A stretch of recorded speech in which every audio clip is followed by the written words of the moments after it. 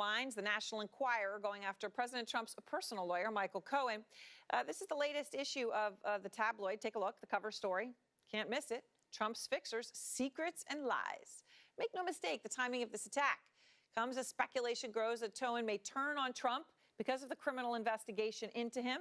Timing here is no coincidence because the man who runs the Enquirer, David Pecker, is a longtime friend and ally of the president's. He's faced multiple accusations of buying stories that would portray Trump in a very bad light and then never publishes them.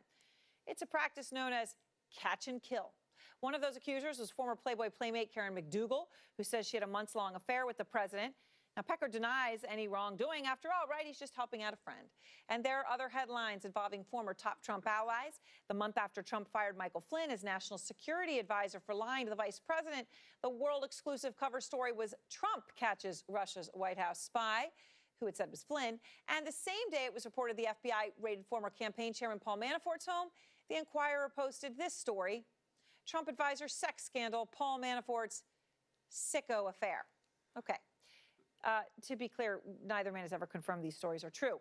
Out front now, the former senior VP of corporate communications for American Media, Stu Zakim. American Media, of course, owns the National Enquirer, and former U.S. Assistant Attorney for the Southern District of New York, where Michael Cohen's under criminal investigation. Harry Sandick. Stu, let me start with you. Do you have any doubt the Enquirer, with the secrets and lies Michael Cohen front page, is sending a message to him with this cover?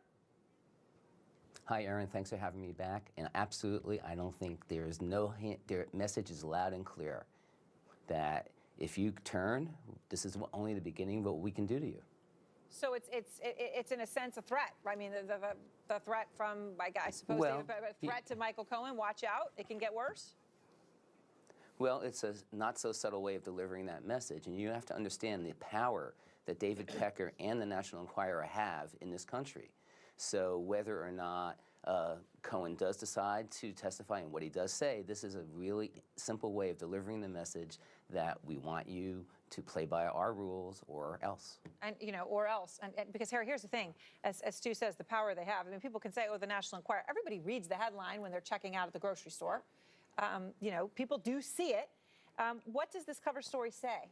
I think it says a couple of things. One, I think it says that, as we've all been assuming, that the Trump administration is very concerned that Michael Cohen is going to cooperate. And I think it secondly says that they're already starting a public campaign, first in this form and maybe soon in other places, to discredit Cohen, to say that he's a liar, so that if he comes forward with something about the president, already the story, don't trust this guy, he's a liar, there's no reason to take his testimony at face value. Which is interesting. That's what the president's longtime attorney, Jay Goldberg, said here, was, okay, flip isn't the word I'd use turn, because he'll just lie and make it up, to defend the president, is that angle. I mean, Stu, the Enquirer regularly went after Trump's rivals. I mean, I just mentioned Flynn and Manafort, post-election, but, sensational stories. Remember Ted Cruz's father linked to the JFK assassin, which, of course, Ted Cruz seems to have forgiven the president for.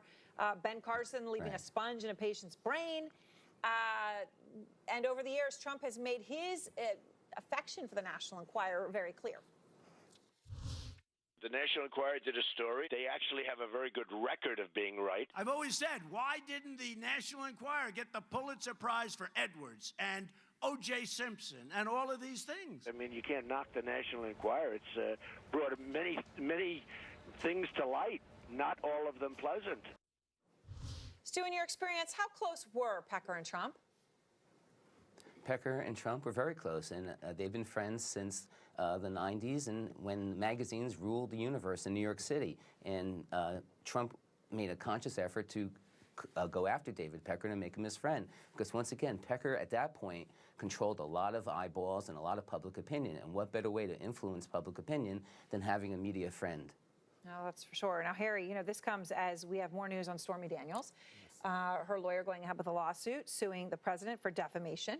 Right. Which really basically centers in on the president's reaction to the sketch, right? She put out a sketch, said, this is the guy who threatened my life and my daughter in the parking lot if I talked about my affair with you. Trump responding on Twitter, a sketch years later about a non-existent man, a total con job, playing the fake news media for fools.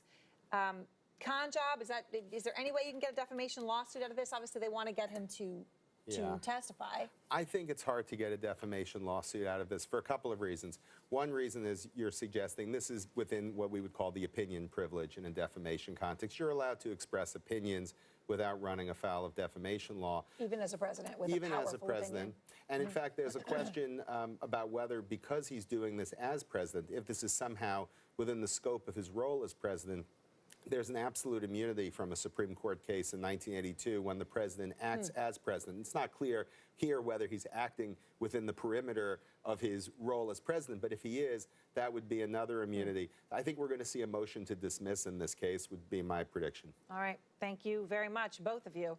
And next, Trump declares war on Montana's Democratic senator.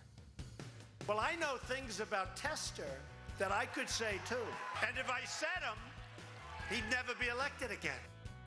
The thing about Trump is if he knew him, he'd say them. Anyway, Jeannie Most digging into the disappearing tree that Trump just planted on the White House lawn.